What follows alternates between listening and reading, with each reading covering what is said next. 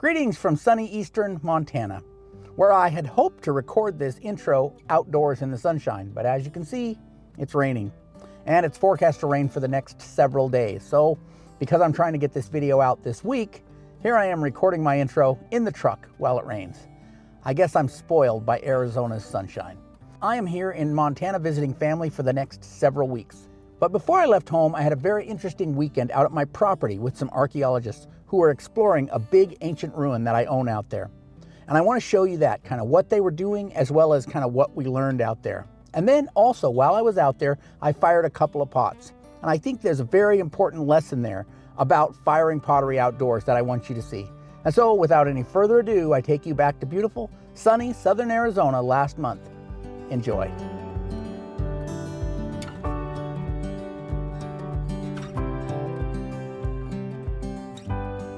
Today I'm out here at my property to explore the ancient ruins that are here, and I brought some archaeologists with me. Let me show you what they're doing.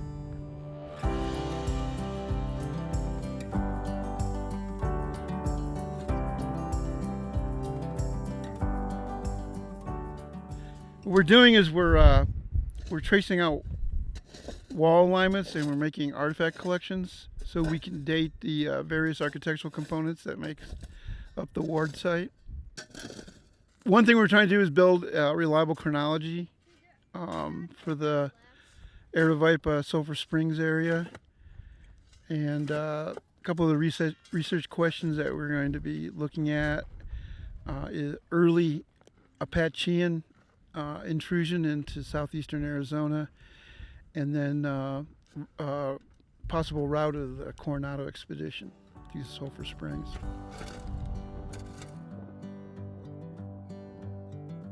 The rock alignments you see here are foundation stones for what would have been a large adobe pueblo.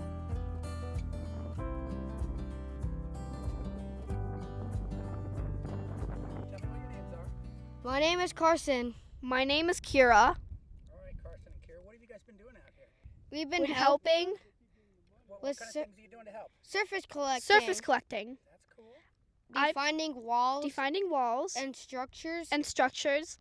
Finding pottery? Organizing I found- pottery. I found pottery, and what did you find, Carson? I found pottery. Finding arrowheads?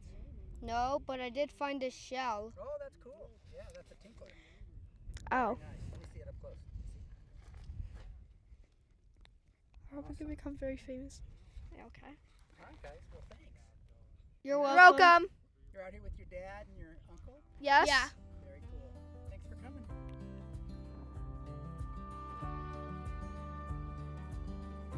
This pueblo would have been inhabited for maybe 50 to 70 years in the mid-1300s AD.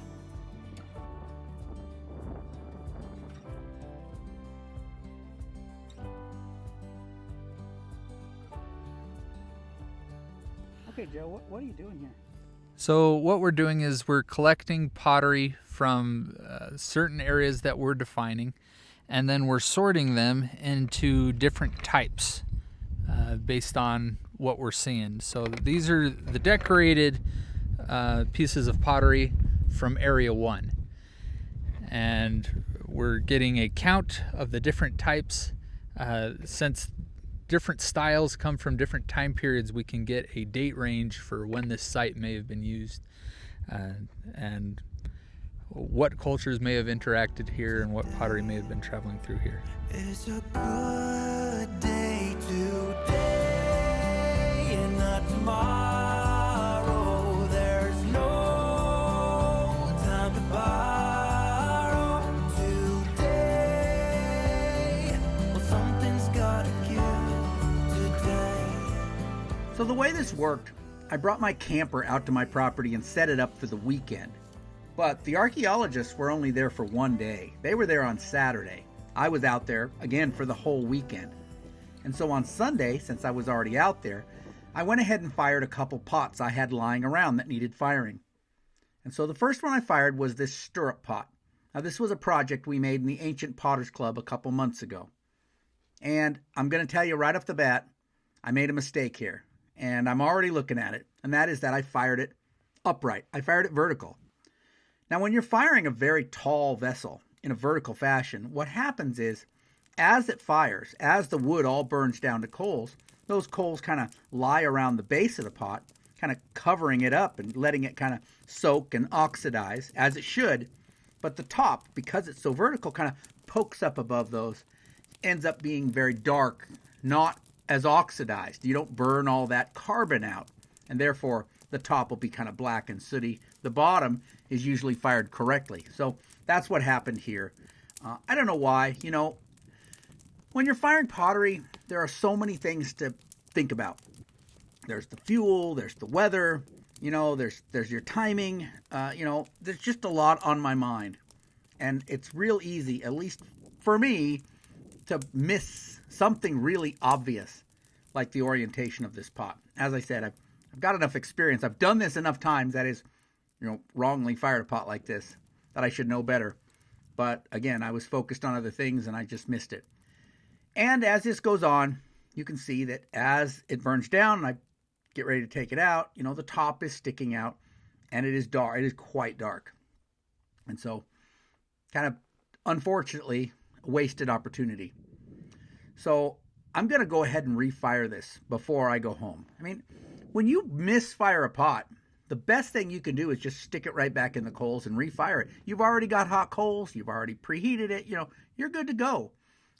You're already out there. So that's what I often do.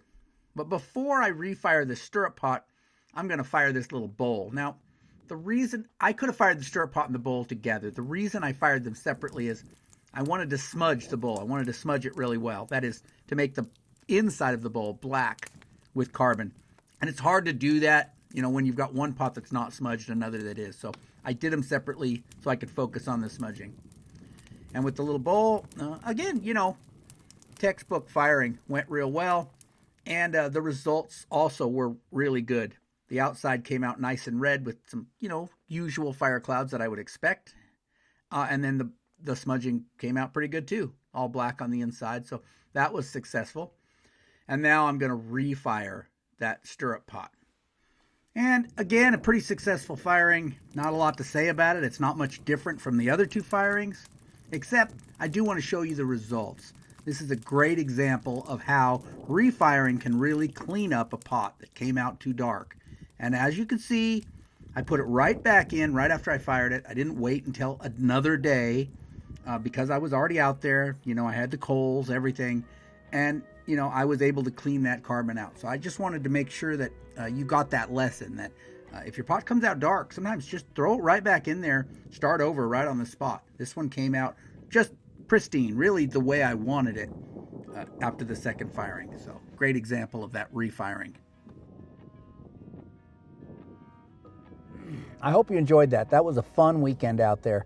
Now, I'm going to be here in Montana for several weeks, and I have a whole series of videos planned where I'm going out and exploring Montana, looking for clays and minerals, and then forming pots here, firing pots here, kind of showing you the steps you go through when you're first starting out in primitive pottery, like I know many of you are, in a place where you're unfamiliar with what's out there. And so hopefully in what I'm doing here in Montana will help you at home to kind of go through the steps you need to find clay, process it, start making pottery on your own with natural materials. So look forward to those videos coming up. If you'd like to learn more about the culture that lived at those ruins out at my property, I made a video all about the Salado. I'll link that up right over here so you can go check that out. I appreciate you coming with me today. I'll catch you next time.